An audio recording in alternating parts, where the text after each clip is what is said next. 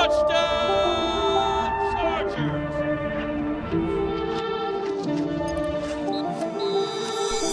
Welcome to Chargers Weekly, back at the Bolt in our brand new content studio. And a big thank you to all of you who noticed, who checked us out on YouTube. If you are doing the audio-only portion, we mentioned it last week.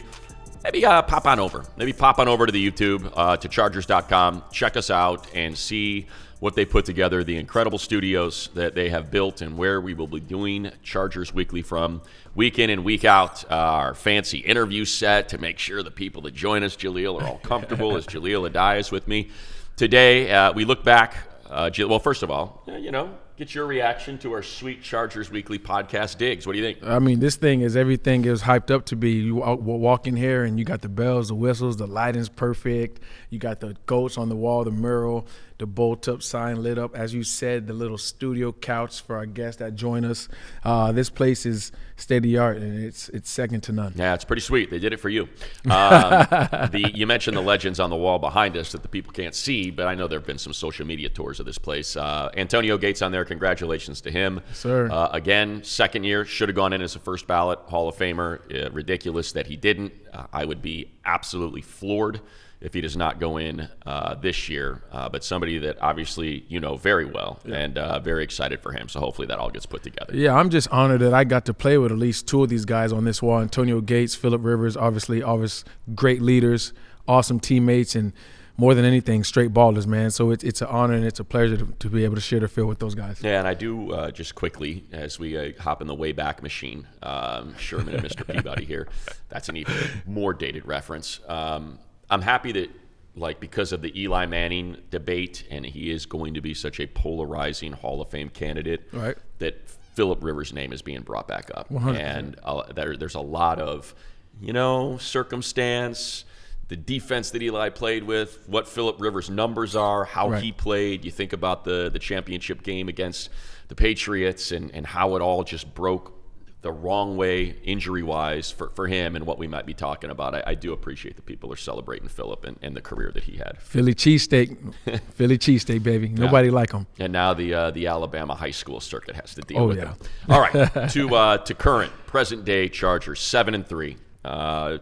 In a very, I would say, comfortable position. The top wild card spot. The Chiefs and Bills tangle. The Bills do them a favor, give them a loss, so maybe that door's cracked a little bit for the division now. You feel better about it. But just let's begin where it ended, and that is Sunday night and what you saw against the Bengals. I'll start with just kind of give me your initial observations and what your initial takeaways were. Well, they came out on fire, and when you watch what they were doing, offense and defensive wise, obviously Ja'Marr Chase. When you look at Ja'Marr Chase, he's the best receiver in the league right now, and what they did with him in the first half was really impressive. And then how the offense came out striking on all cylinders in the first half was impressive. And then obviously the second half, the Bengals obviously they had Joe Burrow, and Ja'Marr Chase started getting hot. The defense started picking up some keys of what the offense was doing, and then that's when you've seen the comeback start to mount. But what I will say is that was the most impressive about that game is that the Chargers were up, went into halftime almost by 18 points.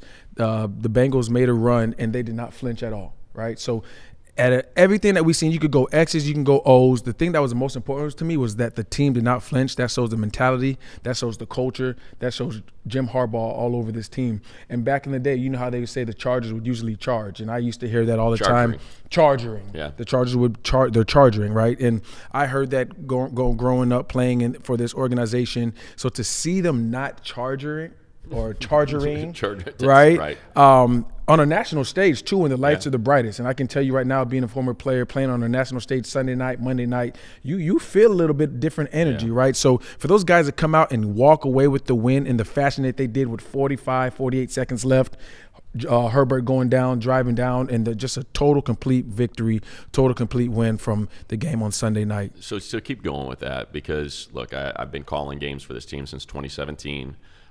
It certainly seemed like one of the bigger issues, I think, during Brandon Staley's 3-year tenure was some of the worst losses came in prime time, came in the playoff game, came on Thursday night against the Raiders, came against the Chiefs on Thursday night, that overtime game where you have it and it just kept slipping away.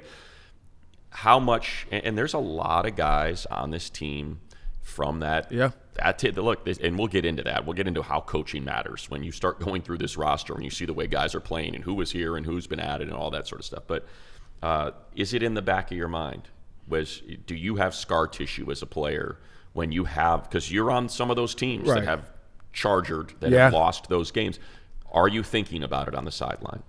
I would say, listen, if I wasn't with this new staff and this Harbaugh regimen, I would say yeah. No, I mean during your time as a player. Right, not really. Not when you're in the middle of it. Not when you're in the middle of it. All you're thinking is about, hey, look, we are where we are at this point in the game. We're trying to finish this game, and I believe that we can finish, and I believe that we can win. That was always my thought. Right. It was never, oh, here we go again. Or I can't speak for everybody. Right. I cannot speak for everybody, honestly, but my perspective on the game was, no, Jahleel, you got to do your job. You got to ball. If opportunity comes for you to make a play to end this game or put us in a position to end this game, you got to do that. And it was never like, oh, here we go again, or this is about to happen again, and it was never like that for me, Money. So. Yeah, I don't think a lot of players think that way. It's too much going on at the time. It's so assignment based, and it's so, I got to make sure I do your job. I got to do my job. And so I think that's maybe a disconnect from the media and the fans that they assume that that's what players are saying to themselves. Now, I will say,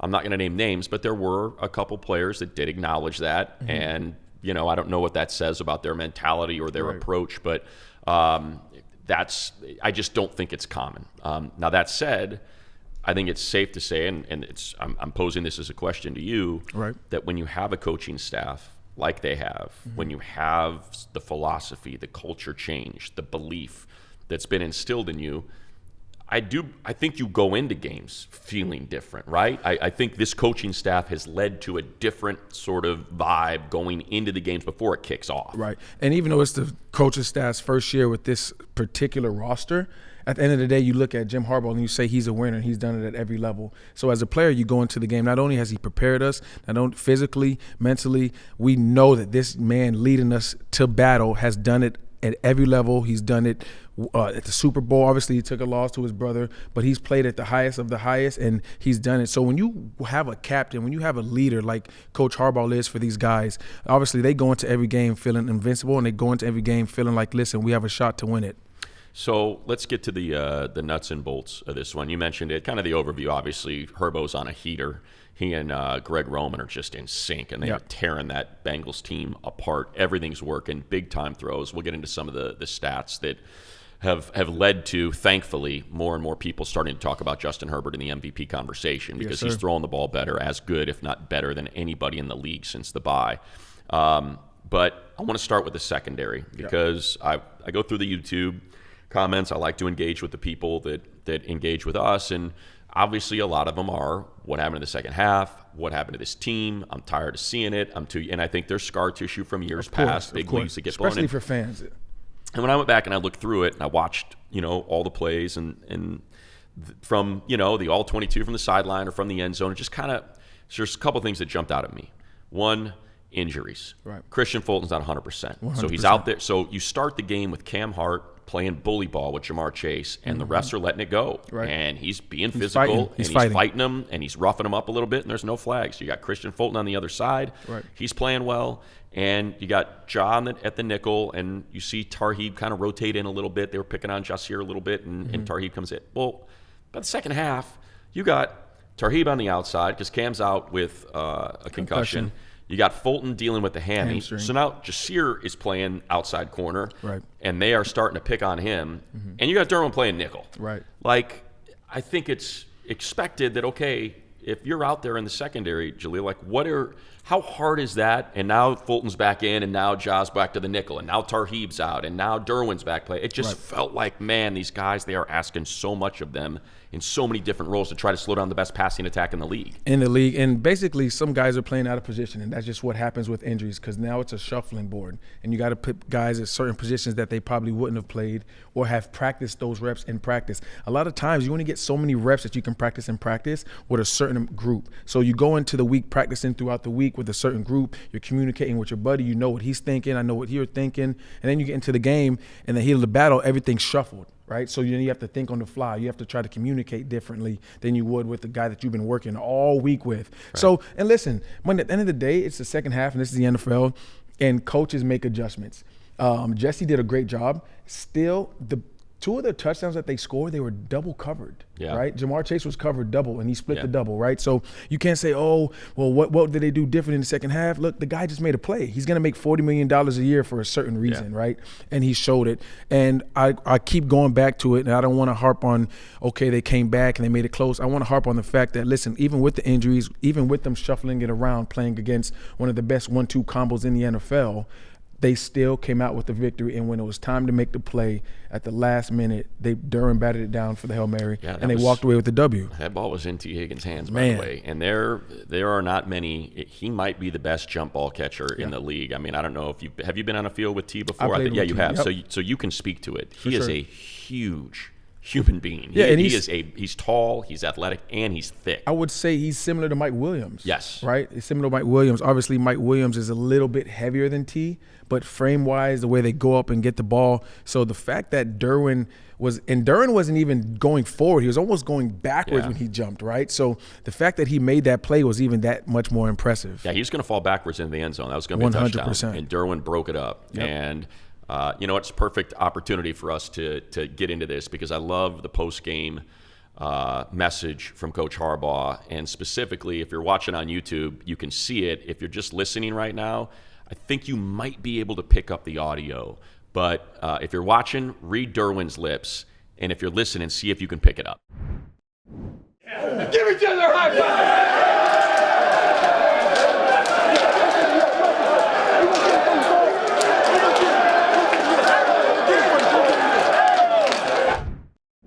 So if I'm as good at reading lips as I think I am, Jahleel, I feel like Derwin came up. He kind of like, you could see the emotion on his face, and he said, I believe in you. Yeah. We believe in you. Yeah. And it's just in that moment, your emotions do the talking. It's not calculated. You're not thinking, hey, what am I going to say to coach in this almost moment? Like you're out of your body at that point. And it's just, hey, this is my message to you. Like you just said all of that. Defense was at their best when their best was needed. Offense was at their best when their best was needed. Special teams were at their best when their best. And then Derwin immediately, like a missile, just comes in and embraces coach and kind of gives him that message. Yeah, and Derwin's the alpha leader. That's the thing about it, right? He's the alpha leader of this team. How this team goes, especially how he goes, his defense goes. And I told you, these guys go into the game, being around these guys in training camp and the kind of culture and the kind of environment that Harbaugh has installed into this organization, they go into the game believing, like, listen, we have the best coach in the league. And not only do we have the best coach in the league, we have some of the best players in the league. So who can stop us? Only ourselves. We can only hurt ourselves. And I think that's how you're seeing them continue to play. They're like, listen, if we play mistake-free ball, we buy into the scheme, we buy into the game plan, and we go and execute at a high level, nobody can mess with us. And that's what's being shown right now, sitting at 7-3. Yeah, and the other thing, and whatever, people can paint it as a shill and apologetic, but again, if you have the opportunity and you subscribe to NFL Pro or whatever, and you can watch the film, you'll see it. Like, the defense is not busting coverages. Yeah. They're not missing assignments. Their pressure rate in this game was almost 50%. Like, I'm going to pull up the pressures right now. Joey Bosa had 8 pressures in this game. Yep. Tuli had 8 pressures and 1.5 sacks. They basically pressured Joe Burrow, as I pull up the pass rushing stats. This is all without Khalil Mack. All without Khalil Mack, right? 37 pressures. Yeah. 37 pressures. That's over 50% pressure rate on his dropbacks. Yeah. So what you're talking about, well, I don't know exactly. Obviously some of them are 2 people pressuring at the same time. But I believe the pressure rate was at like 47% for this game. So think about that. That's what Jesse Minter put together. Rarely blitzed. Yeah. And it was, I'm in your lap. And basically, it's Joe Burrow. Mm-hmm. It's Burrow just taking those couple steps up in the pocket and finding 2 of the best receivers in the league. Yeah, he's elite. Joe Burrow's elite. And we always would say the rush and cover work together. So if we're lacking in the secondary because of injuries, then the rush has to pick it up, right?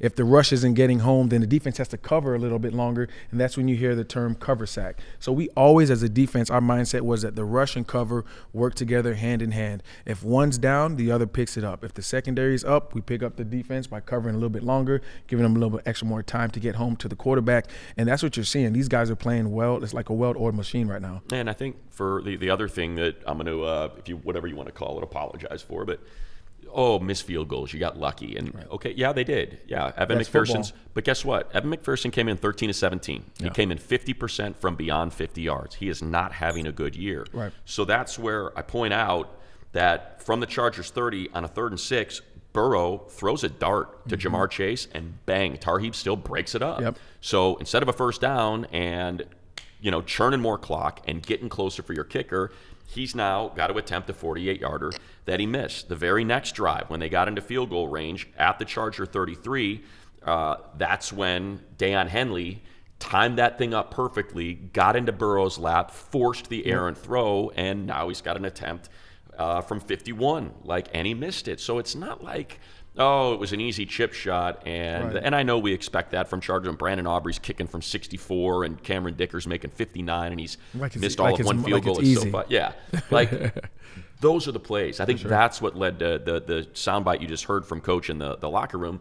Defense played their best when their best was needed on those third down plays. Yeah, and it's a game of inches. If they convert that, and then the field goal is even easier for McPherson to make, right? So every little thing matters. And I remember there was a term, speaking of Phillip, we would always be in the weight room, and he would tell us before we broke down our weight, we broke it down and we got into lifting. He said, everything matters. How you rack your weights matter. How you set your bar matters. How you tie your shoes matter. And they say the same thing here. Everything matters. When you're lined up running sprints, your foot needs to be behind the white line, right? When you're out there on the field, your shirt needs to be tucked in, no loose shirts. We want to look like a team. So everything matters, right? If Tarheeb doesn't break up that pass, if Hanley doesn't get in and knock off Burrow to knock off his timing, now we're looking at a more makeable field goal, and it could be a different story. Yeah. So I think the culture, once again, I keep going back to the culture. I keep going back to what these guys believe in. Not only do they believe it, not only are they saying it, they're putting that on the field. Yeah, and I think, one of the things that in training camp and in the hiring process when Harbaugh was hired and when he brought in Greg Roman, and a lot of the dialogue surrounded, you're going to take away your superpower. You have Justin Herbert. This isn't Colin Kaepernick. This isn't Alex Smith. This isn't J.J. McCarthy. Lean into it. And the one thing that I brought up that I had heard, at the Combine and having done the Combine for 12, 13 years now, the people that I kind of know, and I was trying to get a read on the quarterbacks.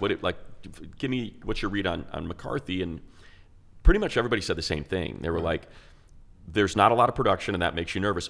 But you can see in certain games when they're in the balance multiple times when basically he's released, he's freed. Right. The chains come off, and he says to JJ, go win us the game. Yeah, he's a hooper. And that's what he's like, that's where you buy in, because every time it was asked of him, he delivered. Right. And so that's what it felt like in this game. It's look, Harbaugh's been out of control. Right. He's been the best quarterback in the league since week 7.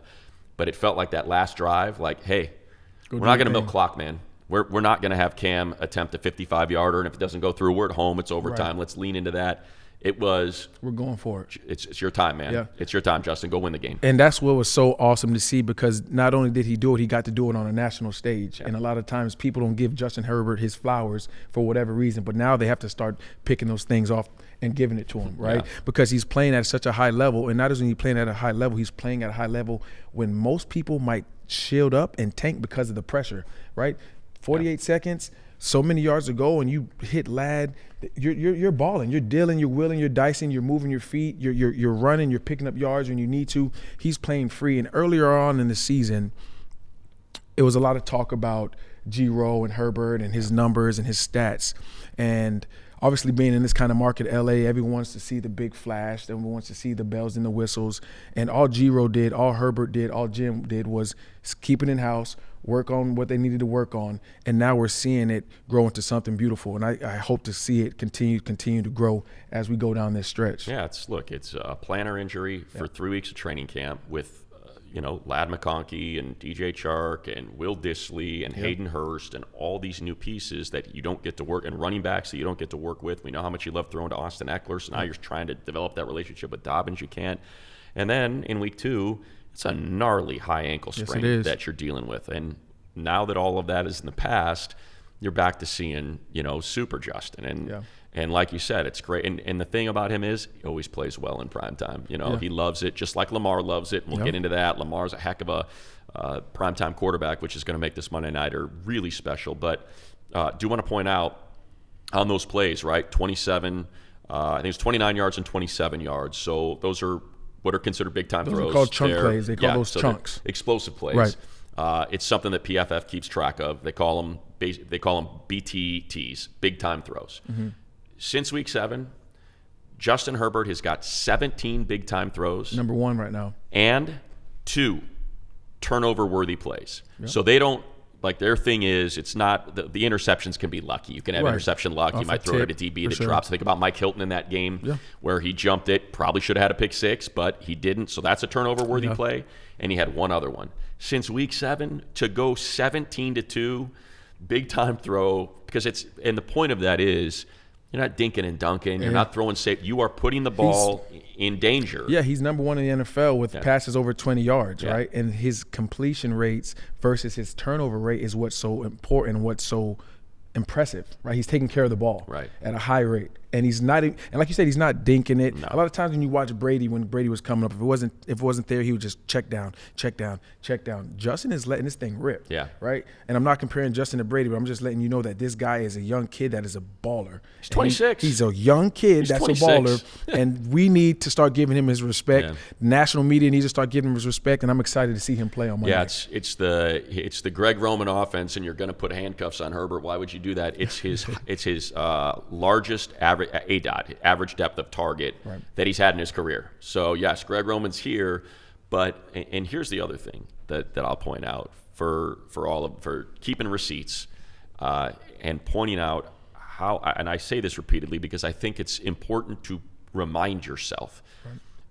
They drafted Joe Alt for a reason. At the trade deadline, no offensive tackles moved for a reason. Who moved? Devontae Adams, Amari Cooper. Wide receivers move. So this is Justin Herbert doing this with that offensive line, and Joe Alt, who was the highest graded tackle, not rookie, highest graded tackle in the game last week. In a game in week 11, Joe Alt. And the key there is Herbert's numbers in a clean pocket are absurd. He's basically number 1 in the league or tied for number 1 in everything. In everything, if there's no pressure. So it's clear that Joe Ortiz and Jim Harbaugh and all these people knew that. It's like, give him a line. You give this guy time, it's over. You're done. So draft the tackle, and it'll be McConkey and Quentin and Josh Palmer, and they'll be fine. Control, Alt, Delete is what they call him. Control, Alt, Delete, and he is doing that. He's deleting the best team's pass rusher week in and week out. And I remember after the draft, there was so much buzz. Keenan Allen's gone, Mike Williams gone, Neighbors is sitting there. Why wouldn't you go Neighbors? And then they go left tackle out of Notre Dame, Big Joe Alt, and everyone's like, yeah, he's a really good player, but Herbert needs weapons, right? And then Alt is doing this thing all season. Earlier on in the season, there was not much chemistry with the wide receivers, and then here it goes again. Well, we should have drafted a wide, or they should go get one at trade deadline. And ever since trade deadline-ish, about a week or two before that, listen, these receivers must have heard what people were saying. They must have heard the doubters, the naysayers, and they've stepped up. Ladd, Q has stepped up, Disley has stepped up.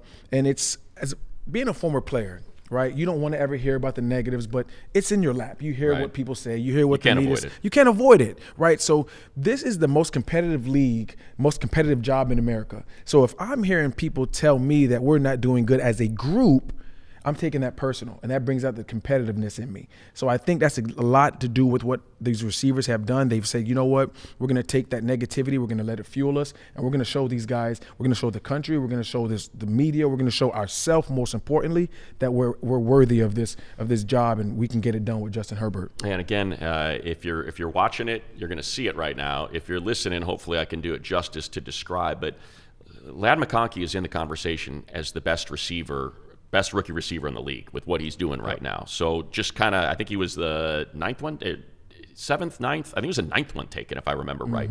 Because you got Worthy, Leggett in front of him, obviously the big 3 that went early in Harrison, Neighbors, and Adunze.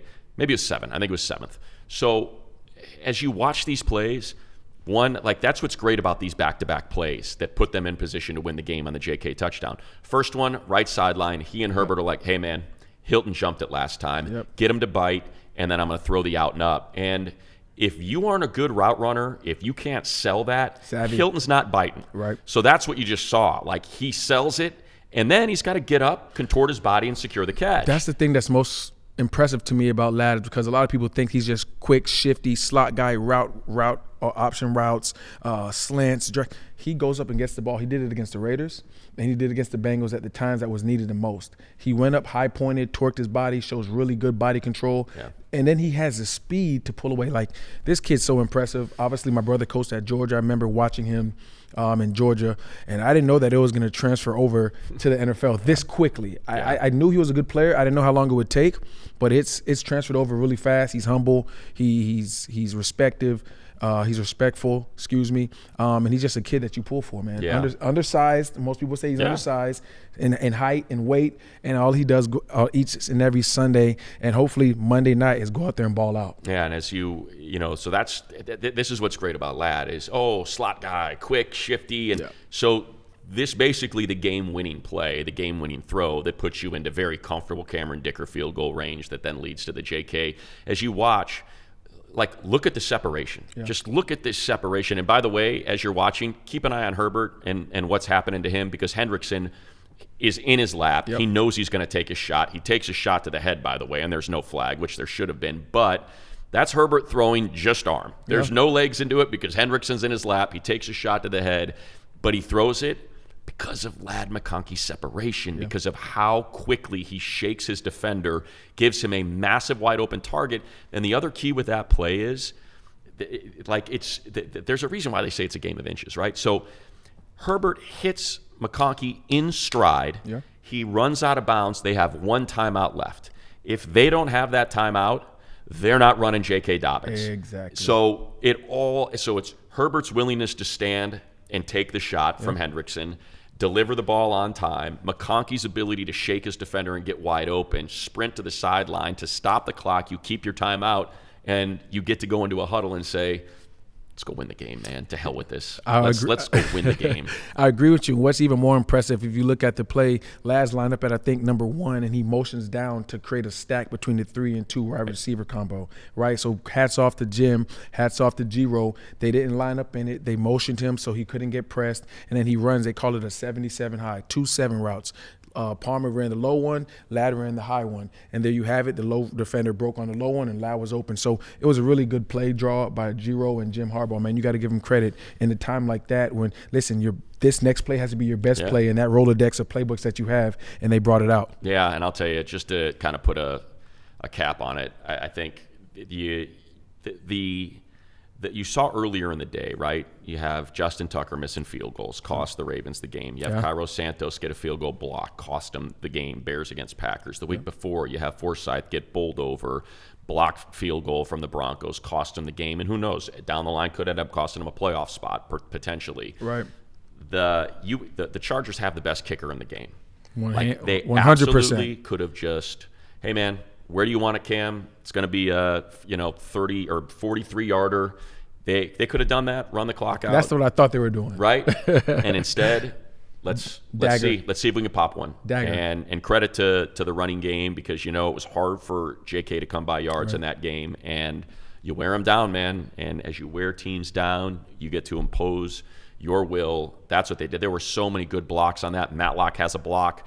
I think, if I remember right, and I think Trey was the puller. Yep. I think Trey was the puller and had a great seal on the kick out. And it's got to be fun to have all 11 pieces kind of come together, working together to have a play like that to seal it. Yeah, it's like you compare it to a heavyweight fight, and all day long in that fight for 12 rounds, you're going at the body, and you're going at the body, and he's not falling. He won't get knocked down. And then in the last round, last 12 rounds, last minute maybe in the 12th round, body shot, you fake it to the body, and you go to the head, and you knock down the giant. And that's what they did all game long. Like you said, the running game wasn't really there early on. For most of the game, there was 2 yards in a cloud of dust. Right. They kept fighting. They didn't go away with it. They believe in their run game. They believe in their offensive line. And then we seen them break at the end in the 12th round, man. It was awesome to see. Well, Joe Alt, a big reason why it happened, comes out with an 80.8 grade in 47 pass blocks, gives up just a single pressure in that contest. So let's get to Joe. So, Joe, let's coming off Sunday night. Certainly go back, look at the film. Heck of a game for you. The offensive line, kind of walk us through, because there was much made about what this matchup was going to be. You guys come out ahead. What was it like getting in there and getting out of there with a win? Yeah, no, I mean, it feels amazing. Obviously, coming into any game and coming out with a win is the goal, and being able to play like we did as an offensive line. We're just trying to continue to stack each and every week and just get a little bit better as a whole group, working on the things from the previous week to improve on. I feel like we took a step this past week, and that was great to see in the film. Hey, Joe, I keep watching your tape, and I watch you on Sundays, and you're doing a heck of a job, man. I got to give you your roses early as a rookie, man. Thank you. But I just want to say, like, coming in with a guy like Slater, me and Money touched on it, and when I came in, I got to be mentored by a guy by the name of Eric Weddle, and at the time, Pro Bowl, All-Pro.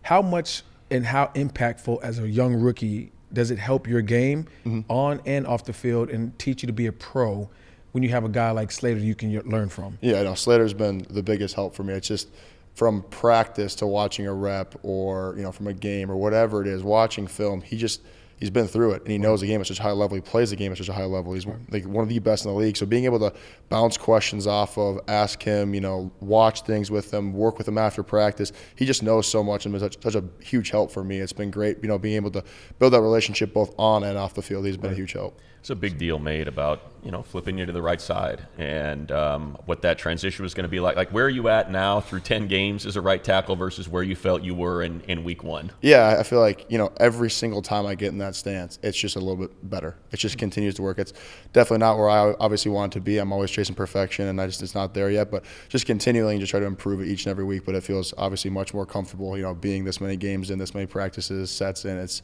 getting there for sure. You keep saying you want to keep improving, you want, you're a perfectionist, right? So coming into training camp, being a high draft pick and being able to go against Khalil Mack, Joey Bosa, Tuli, and Bud, just speak to the people a little bit about how much taking those reps, those one-on-one reps. I mean, because on Sundays, you're not playing many guys that are better than these guys you get to see in training camp and practice, man. Speak a little bit about that. It was like the perfect welcome to the NFL moment, being able to go up against those guys every single day, because like you said, they're the best, some of the best in the league. So being able to take those reps early and have it be in a practice setting and really just being able to, all right, this didn't go well. Why didn't it go well? And it's against some of the best. So being able to improve against the best just allows you to grow as a player and as a person, and also, allows you to build that mental, strength to be able to be like, hey, I got beat today. It's training camp. Obviously, I'm not where I want to be, but just being able to continue to grind, and then you start to, see things like, oh, that did work today. Now how do I just keep improving that? It was huge, and they were so helpful to me. Even though, post practice, I go up and be like, what'd you see, or why'd you use that move? And they would tell me things, so I just could always just tinker with my set, tinker with my hands, whatever it was, to just try to keep getting a little bit better every single day through training camp. Do you mind because they're different. They're all different. Like, can you, as someone who has to go against them in practice, if we just kind of give you each of them, how would you describe how they attack you? Bud, Tuli, Joey, and Khalil. Yeah, I would say, Khalil, it's speed to power, and that's what you got to be, most on your game for. He's got the speed to beat you on the edge. He's got the ability to go underneath, but when he goes to that speed to power, you have to make sure your feet are in the ground, you're ready to strike, because there's power behind that. If you're not ready, it's gonna hit you hard. So that's the biggest thing. I think with Joey is being able to understand that he has the ability to move laterally so well, inside and outside, and when he gets onto your body, he can make moves in really tight spaces. So you have to be able to keep your hands out there, and he's going to take them, and being able to not be so forward heavy and know that you can replace your hands. But it's speed off the ball. He has one of the better get offs that I've seen, and being able to really be focusing your set, being on that snap count, getting off, because if you're not off, he's gonna be on that corner before you know it. So, and then with Tuli, it's the ability to have that power, but then he doesn't only use power. He has the ability, like I said, to spin, to hit the edge with things, and then his motor, he continues to rush, and you're not just gonna get your hands on him and stop. He's gonna continue to work. So it's a battle till that ball is gone for sure. Talking about the tackle position with Money, I always say, like, as a defensive player, the tackle position is similar to being a corner, right? One of the toughest, if not the toughest position in the NFL. You're going against physical guys, athletic guys, and they can use any kind of move on you, and you're on the edge, right? So a lot of times it's one-on-one, right? And you talked about speed to power, and a lot of times tackles who are a little bit shorter, have a little more center of gravity, or be able to take on speed to power a little bit more. You're a guy 6'8". How do you stay ready for the outside speed move, but also they can hit you with outside, they can hit you with under, but if they hit you with the speed to power while you're on your heels, how do you anchor down? Yeah, that was probably the biggest thing that Rashawn taught me, and it was a lot to do with the ability to refit your hands and really use your lower half to get it into the block. Once they've committed to it, you can never commit too early, because that's when you see guys kind of get froze, where they drop their center of gravity and then a guy hits them on the edge. So you really have to almost, strike them, let them set it, and then it's all about how you can refit your hands, how you can bring your hips into the block, and that's really, something that Slater taught me that I'd never been coached before. I've had a lot of coaches in college, my dad, a lot of things, and Slater was like, try this out, and I tried it, and it's been a huge help for me so far this season. Speaking of Slater, I got to give credit to DJ, Daniel Jeremiah, who does the games with me, and he pointed out 2 plays in the Tennessee game, and they're 2 ridiculous plays. One from you, one from Rashawn. You're smiling. I bet you know where I'm going. The 4th down run, I have no idea how Rashawn got inside to seal that block. I mean, was it Landry, I think, that was 2 steps inside of him. Yep. And then you're on the ground. Like I don't know if you slip or what's going on, yet you are still engaged, and you make it back up as engaged. Like, take us through those 2 plays, because people aren't going to watch offensive line play on film, but man, it was fun to watch both those. No, I'll start with Rashawn's. Watching him be able to do that, and it's almost hard to watch him do it, because you're like, I don't know if I can replicate that in my game. Like that, I just don't have that ability. So it's like, all right, what can I take from it that he did well here that I can replicate to my game? All right, getting off on the snap count, having efficient footwork, being able to use your body and get it in position with your hands. So, like, can't really replicate Rashawn how he did it, but it's like, all right, what can I take from it and try to add to my game? That's really why I watched that. Mine, to be completely honest, it's kind of one of those panic moments. You're like, I'm on the ground. This is not, we're running this ball downhill right behind me. Like, I got to get up and go. So yeah, it was one of those things where, got down to a knee and I knew I had to get back up, and just if I could get any vertical push, it would just allow, just maybe that one extra cut or that one extra, step to get those extra yards. So that was kind of what I was thinking in that play. I know you're a humble guy, so I'm not trying to get you to pat yourself on the back, but what did your coaches say when you get back? Because I would assume that's a big, hey man, this guy wants it. This guy, that's kind of what it reads to me. Yeah, it always starts off with a negative. Like, you don't want to be on the ground. You want to stay on your feet for sure, and have efficient footwork and not get yourself in that position. But then it's like, hey, you're good job. Continue to fight through the block, allowing that play to continue, and not giving up and making a pile on the ground where other guys can fall on you, guys can get hurt, etc. So they were happy with that. Joe, I just have to ask, coming in as a rookie and being able to block for a guy like Justin Herbert and having the success that you've had so far, what can you really credit to your game? Or is it film? Is it extra work in the weight room? Is it work after practice? What has allowed you to be so successful at a high rate? Control-Alt-Delete, baby. What has allowed the Control-Alt-Delete to be in effect, man? Yeah, I think it always starts for me in the film room. I think that's where I get my confidence, being able to, I put myself in the tackle's position that I'm watching on the field. If it's me or if it's, a different opponent who they're playing, who we're going to play that week, and just kind of being able to see what they see pre-snap, into the rush. What is that guy's, go to? Okay, if you're going to set him like this, he's going to do this. And just kind of getting a feel, so you have that confidence going into the game, like, all right, I never know what they're going to do, but you have an expectation where, okay, if I set him like this, I should expect power. Or if I get leany, he's going to hit an inside move, stuff like that. So that's where it all kind of starts. And then, me and Rashawn are big about, watching the film on Mondays and Tuesdays. And then when it hits, Wednesday, Thursday, Friday practices, that's all right. What moves am I going to see the most this week? Right. What moves have I not seen in the previous weeks that I want to just get a couple extra reps at? And me and Rashawn aren't the best D-edge giving look guys, but we give it to each other just so you get that confidence of feeling it out and be like, okay, when you get into the game, I've seen this or I've seen this or I've felt this. I think that's been the biggest thing for me. And then just continue to take one thing every week for me. It's one thing in the past, one thing in the run. It's what do I got to improve on this week? And I think that's been huge for me, just to continue to try to make little steps each and every week.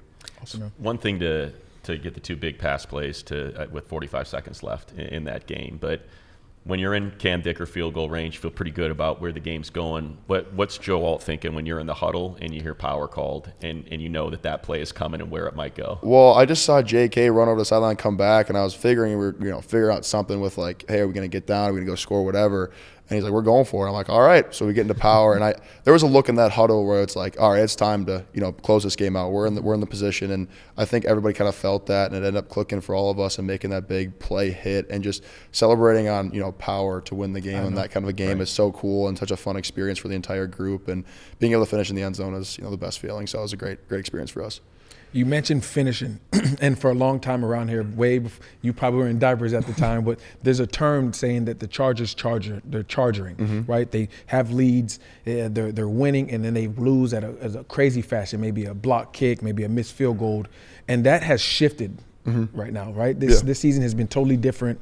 I was talking to Money about it, and I don't know if it's Jim Harbaugh, it's the coaching staff, or if it's just the players and the leaders saying, you know what, we're going to change that narrative and we're going to go out there every Sunday and we're going to believe that we can get this done no matter what it is. What has been the shift in the culture here when you think about it? I think definitely coaching staff is one of the most important things. I think a lot of us guys in training camp didn't love it, but we'd finish a practice with a fourth quarter finisher. I remember, I was there. Yeah, and those that's the last thing you want to do after a hot, sweaty practice. But it puts you in that mindset like, hey, it's going to be a hot, sweaty game, and you're going to get down to just like this last week's game, and both teams are tired, both teams want the win. It's right there, and it's who wants it more. And I think there's definitely some to attest to. Hey, we pushed ourselves past that point of just finishing practice. There's that extra little bump, and I think just that mindset from that and the coaching staff, and we've kind of taken that on now as a team. And it's when it gets to the fourth quarter, that's our time. We're going to do whatever it takes to come out with that win.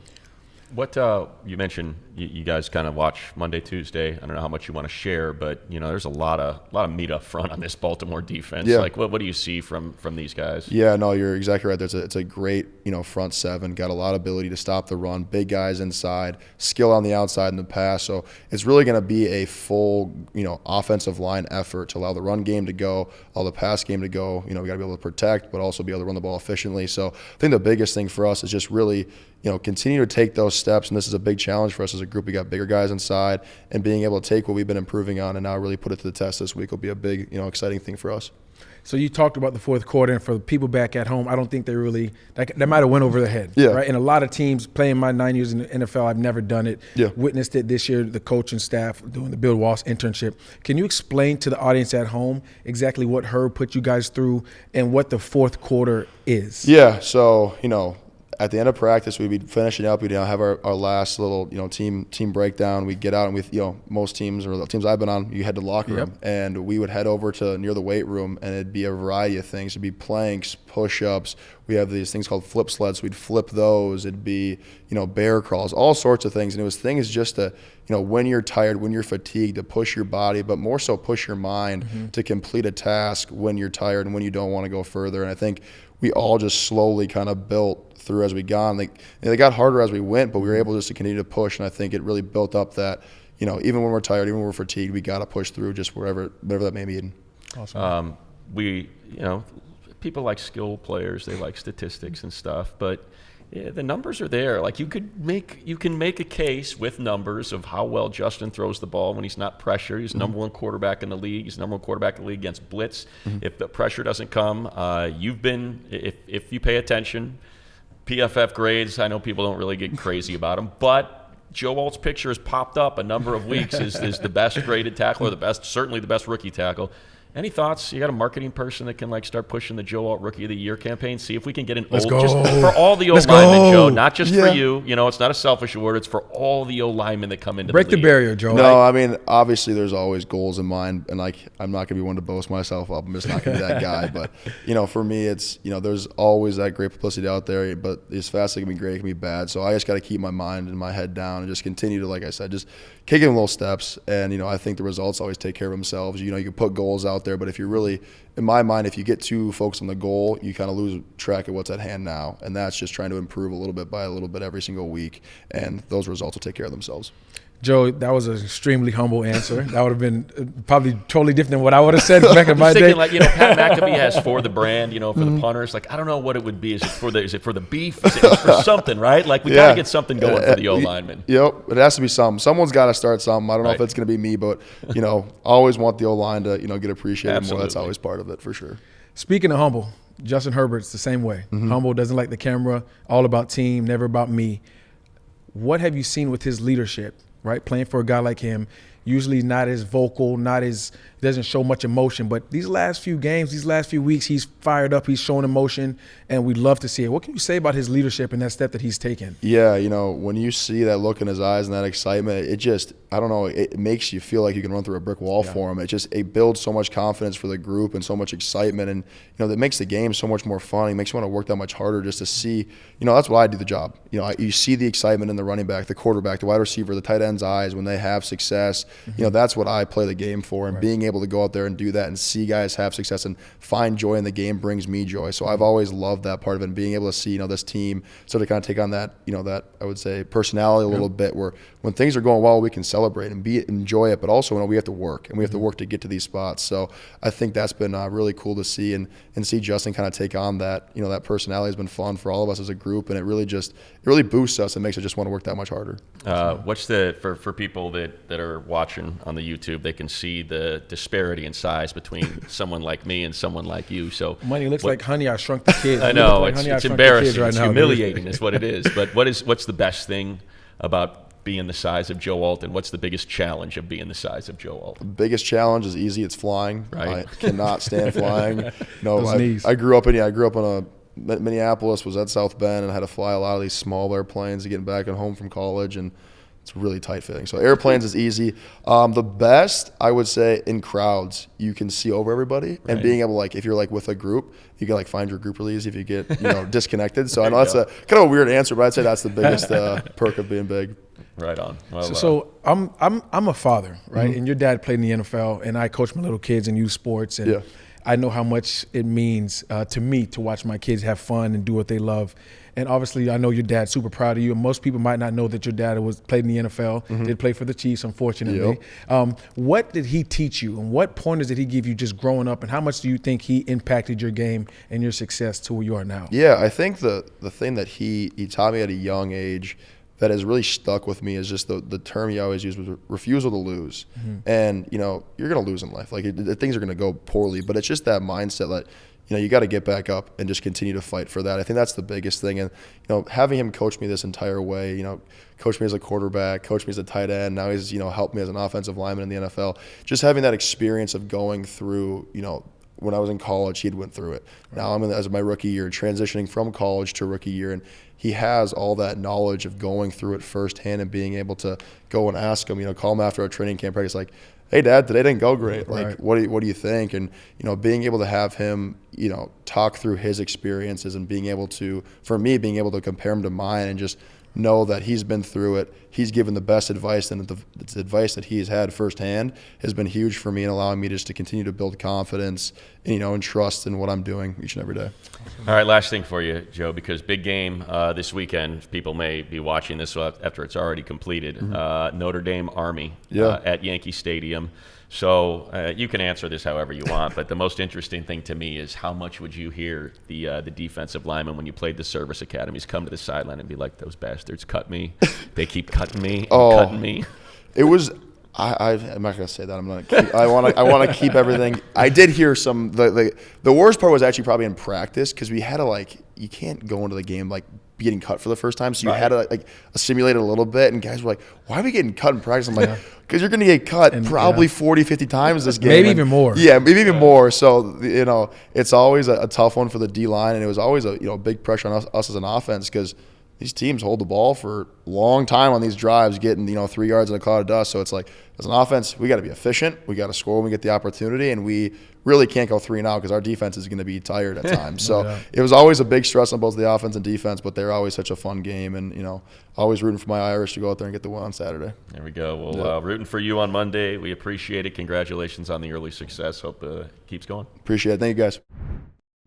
On Location, official hospitality partner of the NFL and the LA Chargers, offering Chargers fans the opportunity to lock in verified Super Bowl tickets and access to exclusive pregame parties with an official VIP ticket package. Take your pick from the best seats at Caesars Superdome, including the most coveted seats at the 50-yard line, and exclusive access from private pregame parties featuring big-name entertainment, chef-inspired food, and top-shelf bar to post-game field celebrations. Incredible experiences are coming in hot. 5-star hospitality. Go first class all the way from the moment you arrive in New Orleans. Enjoy personalized concierge services, excursion planning, reserved parking, a VIP gifting suite, and many more premier perks. Visit onlocationexp.com/SBLIX or call 877-373-5062 to secure your ticket packages today. Well, they want stats, Jahleel. So I don't know where he'll end up in the Rookie of the Year voting because you got obviously a couple quarterbacks. Bo Nix is now in the conversation. Maybe he's the favorite ahead of Jaden Daniels or Caleb Williams or one of those quarterbacks that's going to be in that conversation. And Marvin Harrison Jr., all the receivers, you can. We can start it, man. We can start making the case if this continues. If Herbert ends up working his way really deep into this MVP conversation, and you're talking about clean pockets and stuff, I think we can start waving the banner for Joe Alt to get some Rookie of the Year conversation. Has there ever been a left tackle Rookie of the Year? No. But there probably hasn't been a left tackle that played as well as Joe Alt in his rookie year as well. Exactly. Right? It's been impressive. I mean, Joe and I think, you mentioned the left tackle, Slater, having him on the left side to help Joe out, moving from the left to the right side. Like, I don't think you can't quantify it.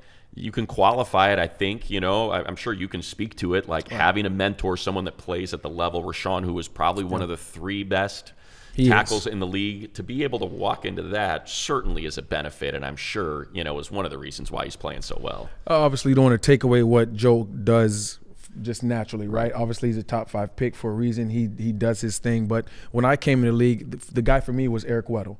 I came in undrafted, and I didn't know how to be a pro. I didn't know how to take care of my body. I didn't know how to watch film. And as a rookie, you come in almost with a lot going on. People pulling from you from the outside, your agent, your marketing team, this, that. And then you try to come in and you try to find you a veteran. So the fact that I was able to come in and find me a veteran in Eric Weddle, who was an all-pro, Pro Bowler, just got paid, all-world guy, right? Class guy, grid leader. Joe Alt gets to come into the same situation with Slater. And I can't fathom that that's not one of the reasons why he's playing so well. Obviously, he has all the physical traits. He's smart, he's physical, he's athletic. But when you have a guy that has done it at a high level, when you come in as a young guy, as a rookie, me speaking from experience, and you get to almost kind of just pull on or follow their coattail and let them show you and lead the way. And obviously, you take things that you like that they do, and you have things that you feel like works better for you, but you're able to look at their pieces of puzzle and take a piece from it and add it to your game. So obviously, man, Slater being here and being the type of tackle that he is has really, really benefited Joe Alt. Well, they're going to have to do it against a Baltimore defense that's given up. It's weird because when I go back and watch it, I look at that front and I'm like, man, this thing is nasty. Matabike is nasty. Yeah. Owe, the linebackers and Roquan and Simpson, but then you look and it's just there's busted plays all over the place. It's their secondary money right now. That's what it is. But I mean, Marlon Humphrey's he's one of the best in the league. He is, but he doesn't play all 4 or 5 other positions. Yeah, right? Kyle Hamilton, one of the best safeties in the league. That's the exact point. So you can't have. You can't have your cake. Can't have that. I mean, Hamilton is one of the best safeties in the league. Yeah. Humphrey has done it for a long time, takes the ball away at a high rate, but there's holes in the secondary. We obviously seen Jamar Chase the week before expose them for 240 yards. You can go deep on him, and Herbert's been throwing deep. Herbert likes deep, man. He likes to show off that arm, and I don't think that there's no reason why they don't test that secondary early and often. Yeah, I want to start with I know I went there just quickly, but I want to start with the flip side because you kind of get into numbers. We're 10, 11 games in for the Ravens at this point, and there's things you can lean on. I assume it's stuff that you guys would talk about in your positional meetings or in your your defensive meetings. But Lamar has been really good against the blitz. Lamar has been really good against zone. Or I should say but this is what's weird, right? So last week, Pittsburgh blitzes a ton, which they don't normally. Blitz them, they pressure them. And they play a lot of man. Mm-hmm. Chargers are playing a ton of quarters. They're having 6-man boxes. It's one of the highest light box rates in the league. They don't blitz. It's the lowest blitz rate, and it's the most productive pressure rate on the lowest blitz rate, if you can follow along with that, in the league. So makes sense. Do you change? Do you do you come in and say, hey, he's kind of eating the middle of the field. He's feasting on zone a little bit. He's struggling with man. Is that, or no, you just do what you do, and that makes more sense? How do you approach that? I think you come out with the too high safety. Okay. And you said, you know what, we've been able to get home with 4 all season long, and I don't think there's any reason why we shouldn't be able to do it this week. Now, with that being said, you may have to pressure 5 just every so often to mix it up with Lamar, because that guy dances around the pocket. I've played him 3-4 times, man, and he's one of the hardest guys to sack. He's one of the hardest guys to prepare for, because you can't get the speed, the athleticism, and the playmaking ability on scout team. Like, you almost have to grab a receiver from scout team and be like, hey, you know what, just for this period, we're running RPO, we're running zone read, and you're going to emulate and you're going to try to do exactly what Lamar does. And that receiver still won't be able to show you what it's going to feel like, look like on Sundays. So I think what Jesse does is he comes out, he plays his two safety look, light box. See if you could defend the run. Obviously, Derrick Henry's a monster, another guy in the MVP race, right? So if it does not work, then you make adjustments. But I don't think you come out and just all of a sudden change up everything that you've been doing all season long. And when you do blitz them, the Chargers do a really good job of not having man-to-man eyes. They have quarterback zone eyes, so you can get opportunities to make interceptions. Although Lamar has been throwing the ball and fitting that ball into tight windows all season long, man, he's playing absurd right now. I think he's got, 21 TDs to 4 picks. Yeah. But as has been the case his whole career, he likes the middle of the field. Yeah. He is not as accurate throwing outside. He doesn't like really throwing outside. So what's the key there? How do you, if you're playing in a too high shell, how are you taking away the middle of the field?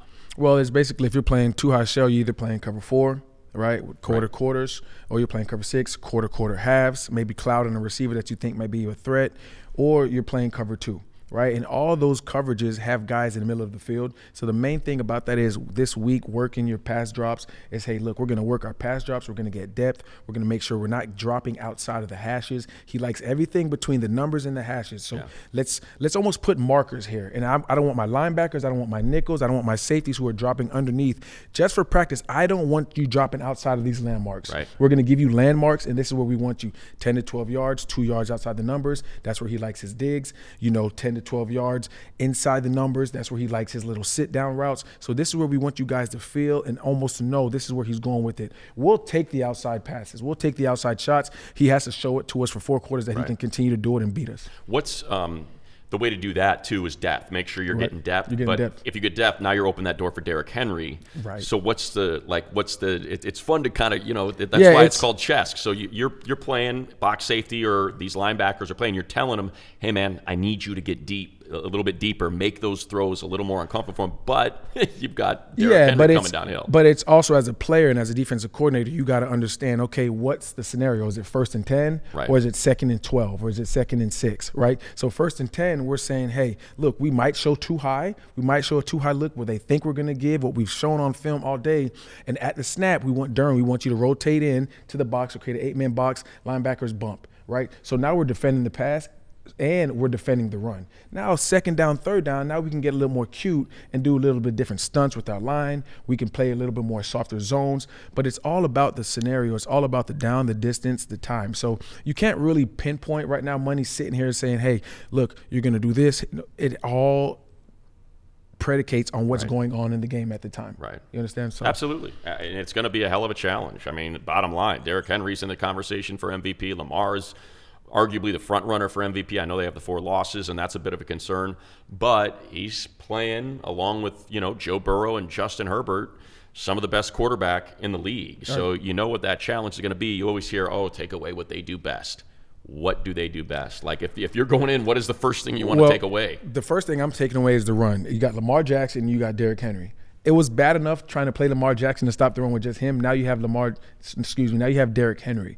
And the thing about playing Derrick Henry in my career, our coaches would always say, listen, if you get him before those wheels start turning at the line of scrimmage, he's in it from experience, he's not as hard to tackle. It's when he gets to that 2nd level and that 3rd level and that 245 pounds are running and turning and he has the momentum is when he's hard to bring down, and that's when you see him bust his long runs. So if I'm the Chargers, I come out, I show too high, but then I move on the snap and I bring an extra safety in the box. I bump the linebackers. Now we're giving the offensive line a different look that they seen pre-snap, and now they maybe miss a guy, maybe they overreach, and then we allow our defensive line to penetrate and our linebackers run downhill. If you take away the run against the Ravens, and now they're one-dimensional. Yes, Lamar Jackson has thrown the ball a lot better than when he's coming to the league, but I'll take my chances with him throwing the ball all day long than not being able to stop the run with him, Derrick Henry, and now you can't stop anything because now the pass is there, the run is there, and the playbook is at their disposal. Yeah, I think the key, and look, this has been the report on the Ravens there since Lamar's been the quarterback. Jump them early. Yep. If you force them out of a lot of those runs, that they want, that where they can dictate terms and they're running. If you can force them out of that, they're down 2 scores in the second half. This doesn't look like Joe Burrow. This is not Joe Burrow, Jamar Chase, and T. Higgins. Totally different offense. Where they can hit you on a 70-second drive for 60 yards and a touchdown. It just doesn't work that way. And I got respect for Lamar as a pocket passer. And I think he's developed and worked his game to be one of the better pocket passers in the league right now. But his receiver has had troubles with drops. His biggest target right now would have to be their tight end and Mark Andrews, right? So you're going to say coming into this game, look, we're going to make these guys show us that they can beat us in the air, and we're going to take away what you guys do best, and you hear it all the time, Money. It sounds cliche, but what they do best is run that ball. And then when they run the ball well, now your defense is off kilt, and then that allows Lamar to get play action, deep balls, and now their offense is just rolling at a high rate. Are you still playing a ton of nickel and dime? Because we've seen this team plays more dime than a lot of teams in the league with Derwin at that dime back. Or do you think this is more of a nickel, DP and Henley are out there the whole time? Once again, DP and Henley out there first and second down. Right. Yeah, you go dime, you go nickel, maybe second down depending on the down and distance once again, and then you go dime in the third down. Right. But I don't think you just live in dime right now. They have shown where they play Duran. They play the big nickel package with Duran at nickel. Right. And then they bring in the other safety at the top, Mullen. So it's tough to say right now. But you got to really see how this game goes on. It's going to be an exciting one to see, man. Yeah, the one thing, too, I think that's important to point out is when you look at the overall numbers and the points allowed and stuff, like you said, they're giving up big plays downfield. But this front's really good, especially on the interior. When, like, you look at Madubuike, and I was trying to remember, I wanted to get the exact size of Travis Jones. When you're talking about 6'4", 340 pounds, and the way that guy moves, like, that's a lot for – what the edges have been great. Alton, Slater, inside. It's gotten a lot better, especially that Tennessee game. I think Herbert only had 2 pressures, and And we talked about that Tennessee game, how dominant they were in the interior. Exactly. Yeah. Exactly. So with Tavondre and Simmons, and they again 2 pressures, no sacks. So when you look at kind of the plan and what Coach Harbaugh likes to do, the other Harbaugh, John Harbaugh, what they like to do up front, kind of your thoughts on the O-line and what the challenges may be with Madubuike and Van Noy, who's playing great football as well. And I mentioned some of the names. Like, this is a really good front that they're going to have to contend with. Yeah, like I just mentioned, when we talked about Tennessee going into the Tennessee game, how good their front was, and probably had the best front interior on the defensive line, and the Chargers handled business. I think, look, the confidence that Jim Harbaugh has in his team, the confidence that he has in his offense, his offensive line, and just his units, all 3 phases, you run at him. You run at him inside zone, outside zone. You give him a little bit of everything. You give him play action. You mix the playbook around. You give jet sweeps. It's Monday Night Football. The atmosphere is going to be intense. It's going to be a really good game. But the fact that the Ravens' interior defensive line is really good, I don't think you shy away from it. Right. If there's a bully, how do you stop a bully from bullying you? Yeah. You punch him in the nose. You punch him back. Right there, exactly. So I think that's what they do. Yeah, and I'll tell you, I think it was power they ran, right, for the game winner. Yeah. I want to say, it was run some more power, man. Down and around, exactly. baby. Run some more power with JK and get him back out there. Some Gus Edwards, who had a really good first half as well. It's going to be a great one. Going to be darn exciting. We've mentioned it. Herbert's great in prime time. Lamar Jackson is great in prime time. Jim Harbaugh is 0-2 against his brother. Of course, one of those losses being the Super Bowl that he lost by 3 points, the lights out Super Bowl between the 49ers and the Ravens. And it's Thanksgiving week. It's a time for family. I mean, you could not – the NFL, just talk about stepping in it. Yeah. This was an easy one. So very much looking forward to it. Just final thoughts, what you think this looks like. It's going to be a barn burner, man. It's going to be exciting. It's going to be a lot of bells, and there's going to be a lot of whistles. There's going to be a lot of fireworks in SoFi in Los Angeles. What better place to, have this game? You just mentioned it. Brothers playing, family atmosphere, Thanksgiving weekend. Lamar Jackson versus Herbert. That's going to be the story, right? It's going to be the headline. It's going to be the story. Which one of them to prevail? Both of them MVP conversations. Both of them have a really good supporting cast on offense, defense, and special teams. I think the Chargers walk away with this one by playing stingy defense, getting home Lamar with 4-man pressure, taking away the looks that he wants, moving post-snap, and then on offense, Justin Herbert and the offense getting the run game going. You're going to see Ladd and those guys stretch downfield and make plays happen for him. Yeah, I think I'd like, if I could draw it up, if I had my Thanksgiving wish, I'd love to see Herbert play the role for the national audience of Lamar Jackson. Last week, he accounted for 83% of the Chargers offense. He was the leading rusher and obviously threw for almost 300 yards. Of there, I think it was 435 yards. He accounted for like 367 of them. So monster. Do it again. Use those legs, run the ball. Use those legs. Exactly. Use those legs. Continue to use the legs, rip off some big runs, keep them on their heels. It's really been the difference in the way this offense has been operating lately, just the threat of him running. So I'd love to see sort of that play out. And as you said, I feel like it's going to be I feel like it's going to be an offensive game. I just do. It's just a lot of I keep saying it's going to be fireworks, man. It's going to be that way. Yeah, so. you know how the NFL does. Exactly. Man. All right. Well, we're looking forward to it. We appreciate all of you for watching, commenting, rating, passing along what we're doing. We're in the Bolt. We've got our new studios. A big thank you to Joe Alt for joining us as well. And we'll be back again next week. Appreciate it, Jahleel. Appreciate your money.